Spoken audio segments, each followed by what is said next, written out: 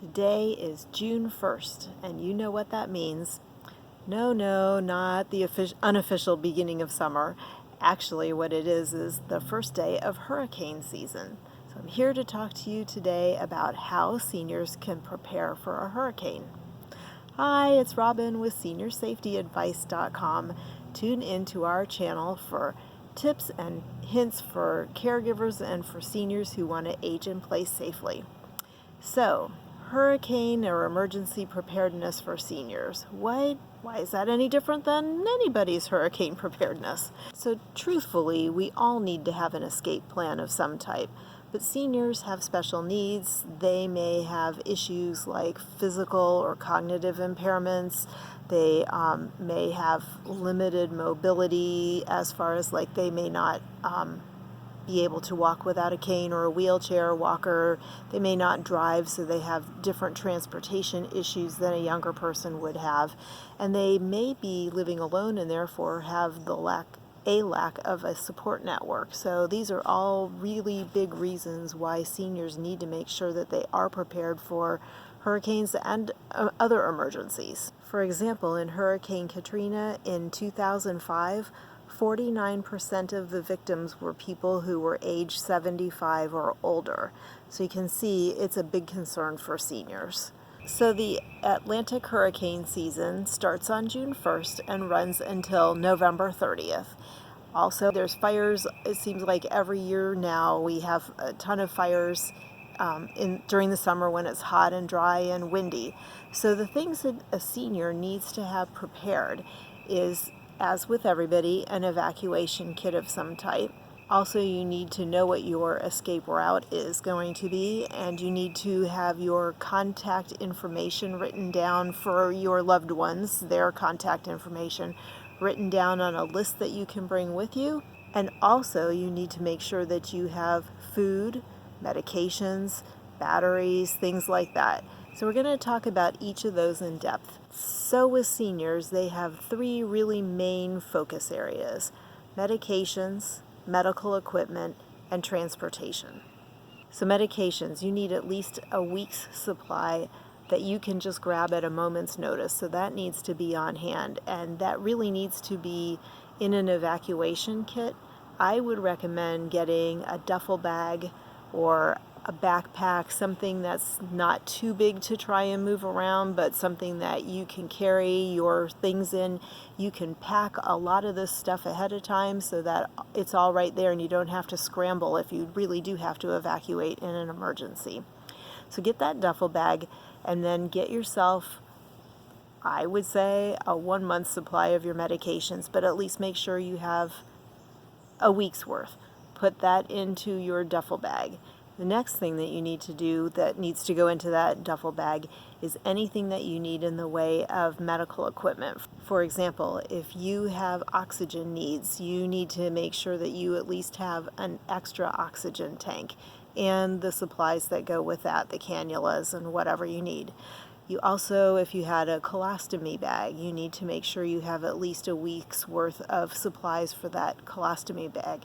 If you are a diabetic, you want to make sure that you have an extra test kit or the test kit, but you want to be sure you have enough test strips to be sure that you can check your blood sugar for at least a week, preferably more like 2 weeks to a month.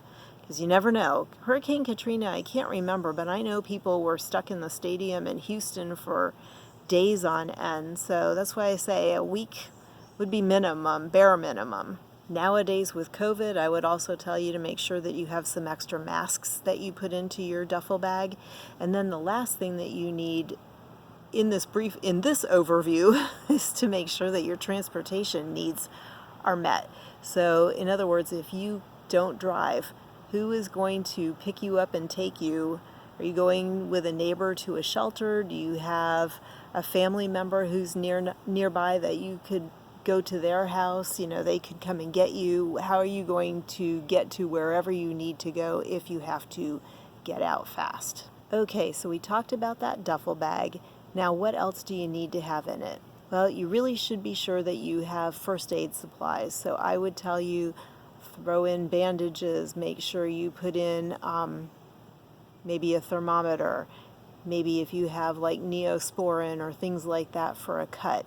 You probably want to make sure that whatever pain reliever you can safely take, like a Tylenol or Aleve ibuprofen, something like that, that you have a bottle of that in the duffel bag. Maybe you want to make sure you throw in a sleeve of Rolaids or antacids, things like that. And then again, anything that you need for mobility. For example, I would recommend purchasing a foldable cane if you use a cane. That way you can put that foldable cane in that duffel bag. If something happens to the cane you normally use, you have a spare. Same thing with if you are in a wheelchair. You would want to maybe have some extra wheelchair parts, because you never know what you're going to have to go over, what type of terrain, if you had to escape to somewhere, to a shelter or whatever. So maybe it would be good to have an extra wheel or two, or a little screwdriver, so that you can change things out.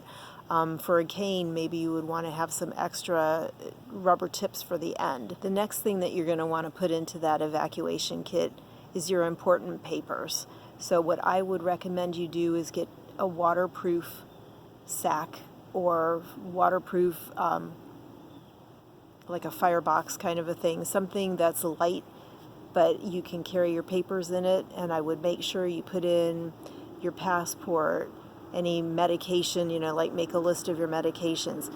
This is where you would also want to include a written down list of contacts. So for example, you may have your contacts on your smartphone. That's all well and good, but your smartphone may not operate. So, or if you don't have a battery backup for that, or you forget an extension cord, not an extension cord, a charger cord, you may end up with no battery. So make sure you put in a charging cord for your phone, but you may not be able to access that contact list. So if you have them written down, if you're like me, I happen to know my spouse is just under, Sweetie. Well, I don't know what his phone number is off the top of my head. I'd really have to think about it, because I just press, his name, and then off it goes. So write down your contacts. With medications, you want to make sure that not only do you have some medications packed, but that you know how many of each pill you take, when you take them. Is it a morning medication, or something you take before bed, whatever? Is it only on a Tuesday? Is it once a month? And what is the dosage? That way, if something happens and you have to replace those medications, you know exactly what it is that you take and when. So also within an evacuation kit, you really need to make sure that you have bottled water set aside, and you might even think about purchasing tablets that you can use to purify water if something were to happen and I don't know how it would work, but let's just say you can't get bottled water for some reason. At least if you had purification tablets, you may be able to get, I don't know what, water out of a garden hose and purify it. I don't know. I'm just saying it might be a good idea to have, but definitely have water put aside, and again, at least enough for a week. And make sure also that you have shelf-stable food items. So I would make sure to have a place in your home, or another box full, whatever, of things like meals ready to eat. You can buy those things on Amazon. Freeze-dried food, camping food, something like that, that's basically just kind of a put water in it and heat it up, or you could even eat it cold if that's what you had to do in order to survive, but something that's shelf stable like that. I have a long list, so I'm going to read some of the items to you as well. Make sure that you put in enough clothing and shoes for your week in a shelter. Make sure you put in a can opener that's a hand crank can opener, because if you have canned foods, which are shelf stable, so they can be part of your evacuation kit, but you need to be able to open the can. So put in a hand crank can opener.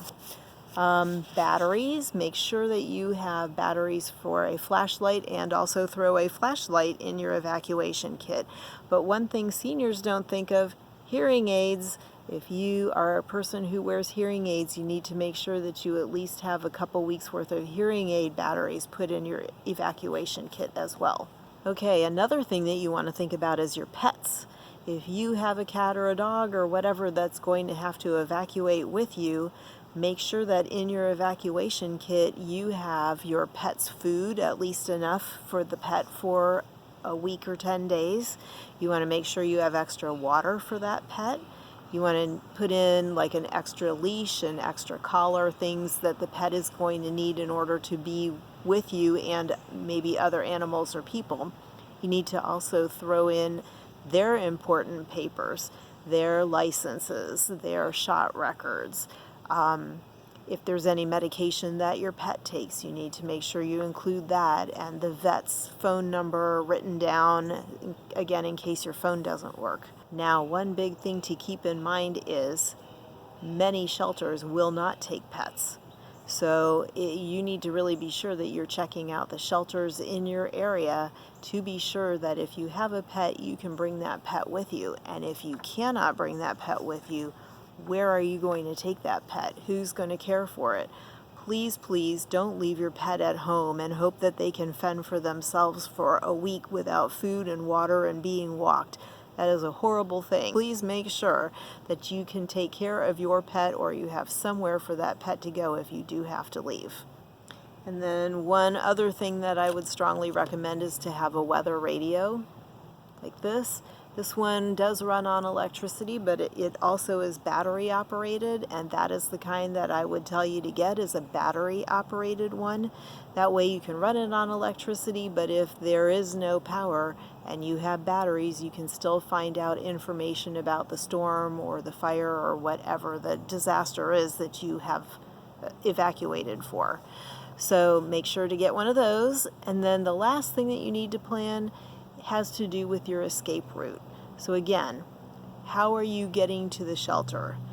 Do you know where the shelter is? Do you know whether the shelter takes pets? And if you have family or friends that you would need to meet up with, make sure that you have all gotten together and figured out where your safe meeting place is. That way, if you're supposed to meet with 3 family members and only 2 show up, Aunt Sally, maybe there is a problem, and you can start looking for Aunt Sally when the coast is clear and you can go out and do it. Just make sure you have a safe meeting place. And the last thing I would tell you is make sure that your phone that you have is one that is capable of texting.